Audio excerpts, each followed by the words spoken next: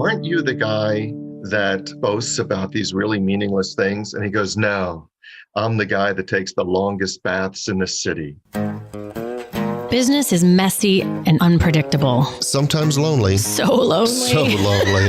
And inspiration can often come from really weird places.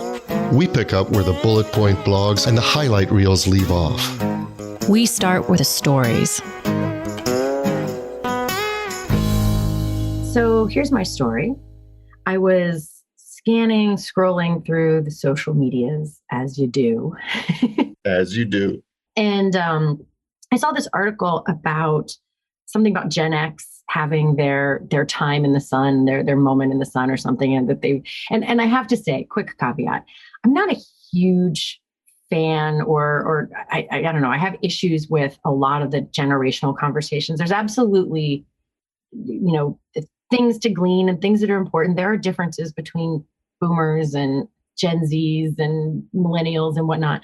But I feel like they are vastly oversimplified. And then they turn into these like concrete frameworks that people are like, well, that's a millennial and they blah, blah, blah. So I often roll my eyes at the generational things, but I am a Gen X person. And so I was like, oh, this is interesting. I don't hear a lot about this in my generation. So I clicked on it. And interestingly, that was kind of the point of the article, was that it's been this kind of quiet generation that doesn't get talked about much, whatever. Anyway, there was this one line in there, and they were talking about how Gen X is uniquely skilled for this pandemic and what is required of like staying home and buckling down and just doing what needs to be done to get a thing done. And there was this one line that I just thought was so great. And it said, and Gen X is great for this because they have an advanced tolerance for boredom. And it rang so true because literally the night before that, we were watching this startup show about back in the IBM Texas Instrument days. It's this high drama show about developing this computer. And the one couple brought their kids to the office because they were both having to fix this hack thing. And the kids were impossible. They were drawing all this attention, oh, I need to be entertained. And I was like, that's not how I grew up. I went to my mom's office and I sat with nothing to do for hours. Or my mom owned a couple of Century 21 franchises for some portion of my childhood. And we would, in the early years, we would drive around all day Saturday and sometimes all day Sunday, putting up the signs because she didn't have someone else to do that. And we just sat there in the car, no phones, no iPads, no movies, maybe a book, maybe.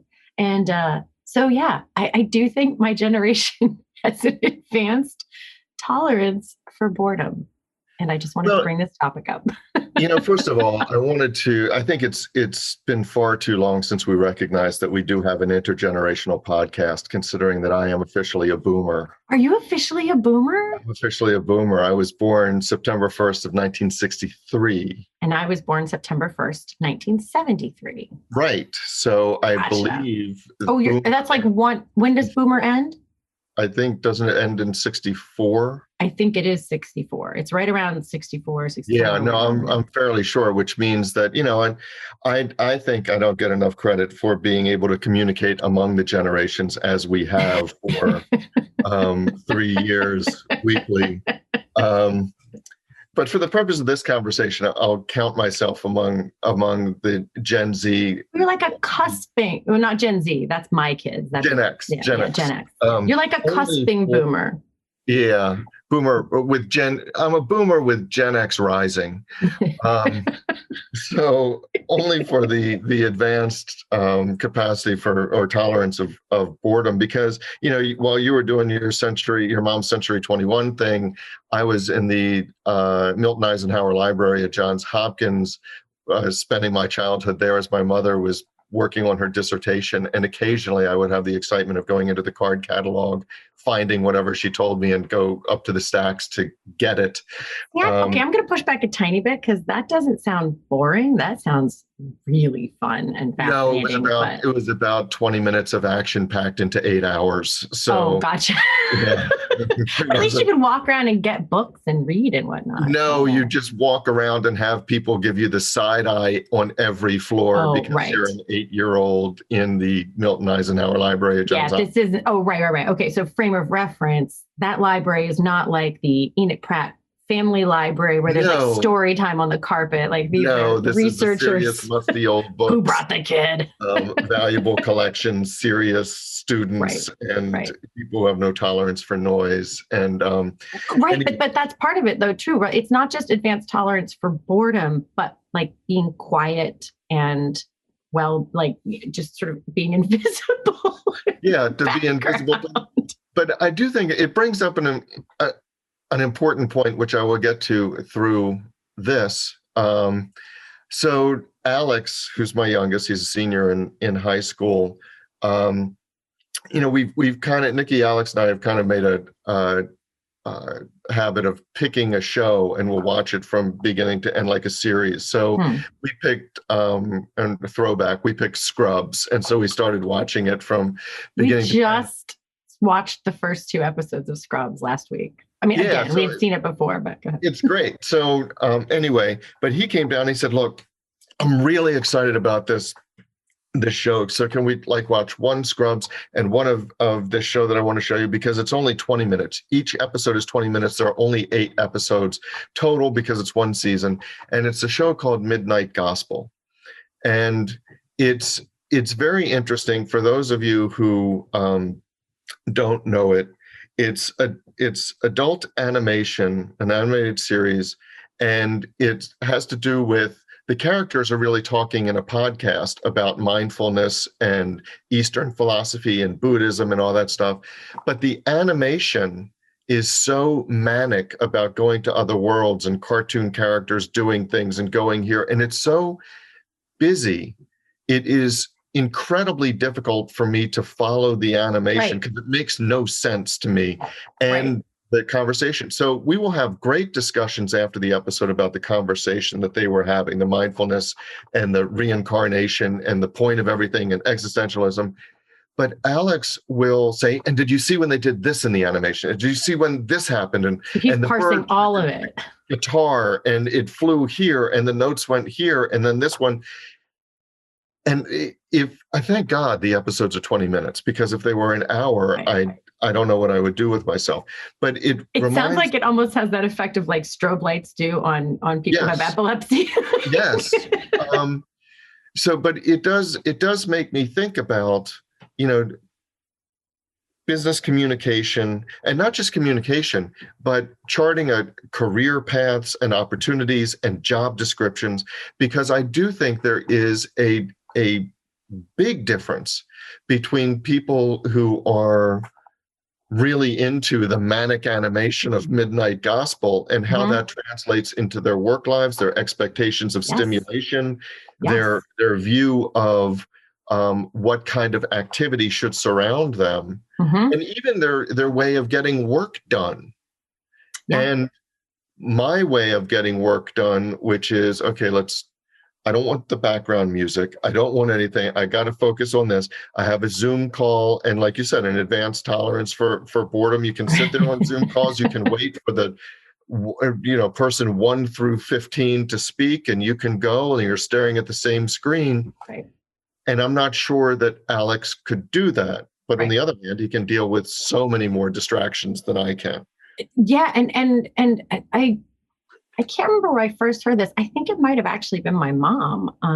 It said that and it sounds like something my mom would, one of her theories. She was like, and it's probably a chicken egg question, but she was like, I think kids are naturally sort of primed for the world that they will then have to usher through the next. And again, there's a lot of chicken egg there. Does the world become that because that's how they were or whatever? But I think it's interesting, when we were, to your point, we used to have the Mario Kart Wii thing, and all 4 of us would try to play. And I could barely parse everything I needed to parse to just keep my little car on the road. And Turner, and to a certain degree, Kaya too, although she was a lot younger at the time, like they could watch all four of us. So like Turner would be like, oh, Mom, you're coming up on that thing. I'm like, how can you watch yours and mine and they know what position we're in? And I'm like, I just have to keep my eyes on the road to keep from driving off the thing. But he will often now, the 18-year-old version of that, show me something on his phone. And sometimes it's funny because of who said it. Sometimes it's funny because of what's in the picture. Sometimes it's funny because of the caption, the tweet that somebody wrote about the picture.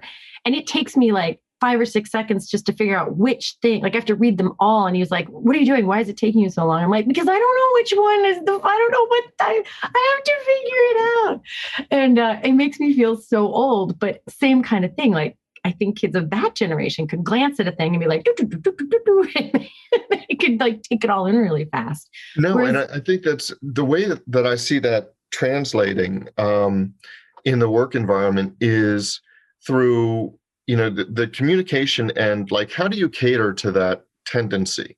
And I've had some clients that talk about gamifying certain things so that there are for achievements, mostly in sales or whatever, but even in processing certain amounts of data, whatever, there are badges and there are stars and there are certain apps that are now coming out that are gamified where you can attain ranks that mean nothing really, but it's the ways that certain people of that generation are motivated. But it also means that they can digest a lot of information. When we look at a dashboard, to them, I think there's a lot of there's a heightened ability to synthesize all of that information at once. Yes. And I think it's so interesting because a lot of times when I hear people talk about gamification, there's a lot of eye roll because they immediately equate that directly synonymous with entertainment. Like, oh, they have to be entertained. And so I'm like, no, I mean, come on. I think, gamification as a thing didn't exist for us Gen Xers. And yes, we do have an advanced tolerance for boredom, but look at how big of a deal I made about my tree. That's like the tallest one. I mean, talking about a meaningless gold star. Like I have the largest dawn redwood in Maryland, and you would think that I won the Olympics because I will tell anyone and everyone about it. There's a meme, really by the meaningless. way. There's a meme where somebody says, "Aren't you the guy that boasts about these really meaningless things?" And he goes, "No, I'm the guy that takes the longest baths in the city."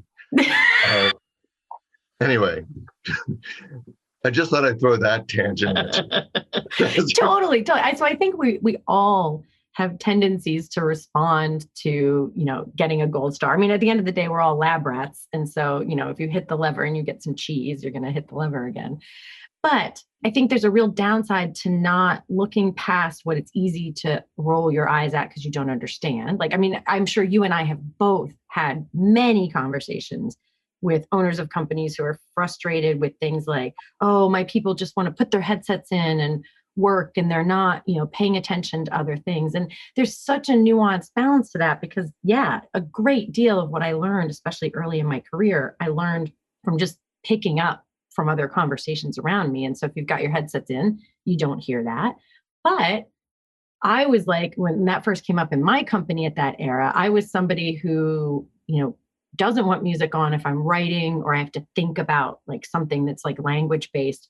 But part of my job was included some like graphic work in the marketing work that I did. And if I needed to do a bunch of graphic stuff, me putting music on, I would cruise and get like 1,000 times more stuff done. And so, and then my son and my daughter both can listen to music and sing along while they type papers. Yeah. And that I do not understand. I'm like, those are both using the language part of your brain. How are you doing that?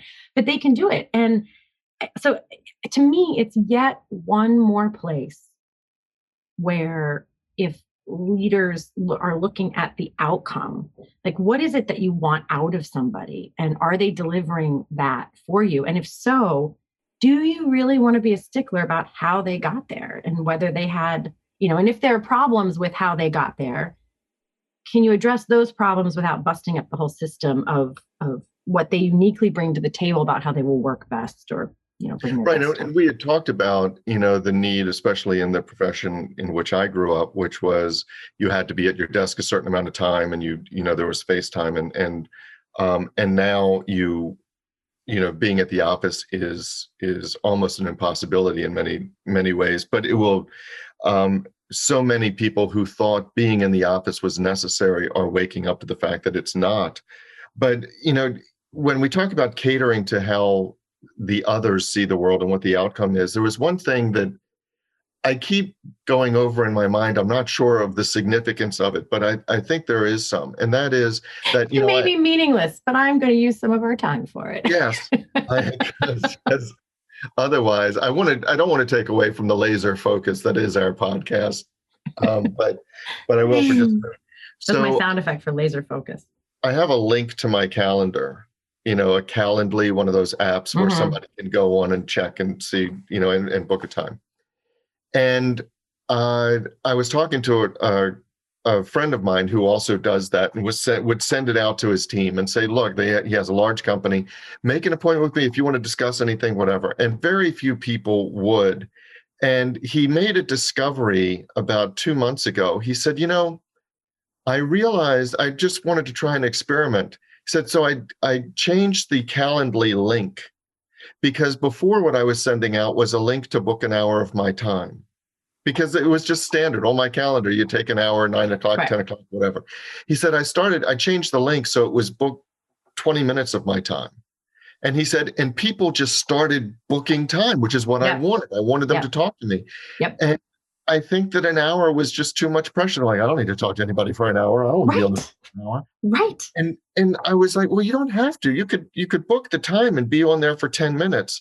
But it was too much pressure. And so he started looking at the world, even in that small example, through the eyes of the people he wanted to act. Right. And he changed the link. And they're like, oh, well, that's easier. I can do that. Isn't that interesting? I mean, it's like the business version of that distinction. There's the golden rule of treat somebody else the way you want to be treated. And then somebody was like, no, it should be the platinum rule. Treat them the way they want to be treated. And, as a leader, I mean, obviously you can't cut and slice every little thing to customize for every employee or every, this, but noticing the things of like, what makes this stick and what actually works. And I remember when my son was probably in middle school, I think, and he was having kind of a rough time of it at school because middle school, I mean, enough explanation. And, especially being a boy and whatnot, like, you're not a big talker about what was going on. Anyway, he had texted me something about having a not great day. And I was texting back to him, and he was actually talking to me a little bit via text. He didn't realize I was here at the house. And he walked in from school. And if you've ever been to my house, my bedroom looks down this hallway right to the front door. And so I'm sitting in my bed and I can see right down the hallway. And he walks in and he looks to the right and he sees me there, and his eyes go a little wide. And then he looks at his phone and he looks at me. And then he makes this is what I wish we had video, because he doesn't say a word. Well, he actually did. He goes, can we just, and he like points to the phone. And I was like, yeah, sure. And he kept walking and we continued our conversation via text. But it was such an interesting moment because there was part of me who wanted to be like, you're right there, just like my instincts. So for my Gen X, Jody Hume instincts were like, you're right there. Just come in, sit down and talk to me. This was a hard day and let's connect. And like, that's what was coming up out of me. But in the moment, the outcome I wanted was for that conversation to continue. Yeah. And based on the sheer terror in his eyes, I had a better chance of that happening via text, even though that felt like a less good way to communicate. But I don't think I would have gotten the communication if I had insisted he come in and sit and talk to me that way. No, I think that's right. And I think that has real ramifications as you go forward to any of what we consider to be the important business conversations, whether it's let's talk about, your evaluation, how you've been doing, or somebody asking for a raise, or talking about the newest project. For me, my gut reaction is I would much rather sit down in person and talk to people and brainstorm in the same room and all of that stuff. But there is a real possibility that the people who are going to be coming into the company and have to a certain extent, that's not their highest and best form of communication. That's not how they get their best work done. Mm-hmm. And I think that there's a real adjustment in terms of setting up processes to get the outcomes you want, as opposed to just going through the process you want. Yes. I think I've even talked about, I mean, this is more on the process side on the communication, but I had, when I had Karen take over my scheduling, I don't know if I've told this story on here, I had this whole system that was put in place based on where I would likely fall down. I mean, the system that I had in place was created to put Band-Aids around all my places where I dropped the ball. And so it was a little bit complex because I'm like, oh, that's a place where I'll forget. So I'll have this in place and whatever, and I'll set up. So when she first started, I just showed her what I was doing and she kept doing it that way. And then one time on a call, she said, hold on a second, just let me add this to my spreadsheet or my list or whatever it is that I think Outlook tasks or something. And I said, oh, do you keep your own? Do you not use this? She goes, oh, no. I mean, I update it here so that you can see what you need to see, but I have my own way of keeping track of it. And it was so interesting because, what was clear to me was if we were on a team of like 10 people, we would have to have people use something similar so that we would all know where the project was or whatever. But in this particular instance, I just needed her to schedule the things. I really just needed to throw the ball over the fence to her and then her to like take care of it and maybe let me know when it's done. So I would know that she had indeed gotten it, and all was well. But I did not need any part of that system. I was like, let's abandon this entire complicated structure. If you have I don't care if you keep track of it in finger paints, as long as it gets done, I don't need to see each step of the way. And it was she was like, oh my God, thank you. Because this really doesn't click for me. And it's basically, I had created work for her that did not support the outcome that I wanted, which was my stuff scheduled and not me have to do it. And I think that happens a lot accidentally, but. No, and I sit here wondering the extent to which the processes I've set up in my firm are useful, or they're just representations of how much my team is willing to cater to my needs. I'm not really sure. Do they have an advanced tolerance for boredom? Well, I know that they already treat me as, and I've said this before, they treat me like a slightly addled uncle. which I deeply appreciate. As a matter of fact, I don't find it insulting. I'm like, when they come back and they, hey, did you remember to do this? I appreciate that. I do think about the processes because I would say, okay, we're doing this. This is how I want to do like the productivity and keep track of cases and all that. And it makes me curious if I said, okay, here's the outcome. We have to make sure that of all the projects that we have going, none of them slip through the cracks, that we touch every one of them, that we meet the deadlines and all that stuff. So how would you set up that process? And it occurs to me, I haven't had that conversation with them. Right. I can observe what they use and what they don't. And I will go through, what I'm using when I organize our meetings. But I've never asked them. And the possibility is that they have a better way that works for them. And there are more of them than there are of me. So, right. And that's the fascinating thing. I have this new person, Katie, working with me, doing some marketing and social media and just marketing strategy as well. And she is such a long-term thinker. And I'm more of a scrappy, resourceful, what's happening in the next 2 days kind of person. And so she basically has like my social media partly planned out for all of 2021. And I'm like, I can't even think that way. But she set up this whole like Trello system and this links to Google Docs and it's got all these things and just color codes and tags and blah, blah, blah. And she was like, so does this make sense? I said, well, quick question. I said, yes, I understand the concept, but is this something that you need me to be like watching and monitoring and like taking cues from and know like what I'm supposed to do next and what you need from me? And she goes, oh, no. This is just my way of keeping track of it. I was like, then we're good. Like, right. because I was like, I understand it. It's not like I'm a moron. Like I understand your concept here, but it doesn't speak to me. When I look at this, it doesn't jump out what I need to do. I would have to read through like every little thing to figure out what she's like, no, each week I'll send you like a list of exactly what I need. And I was like, perfect. Then this system is awesome. If it works for you, it will work for me because it doesn't have to work for me. It needs to work for you. Versus if I needed to watch over it and see, like if in order to do my work, I had to be able to see if she had done a step or something, we would need a system that worked for both of us. But yeah, no, and I think that's the real defining question. What do you need from me?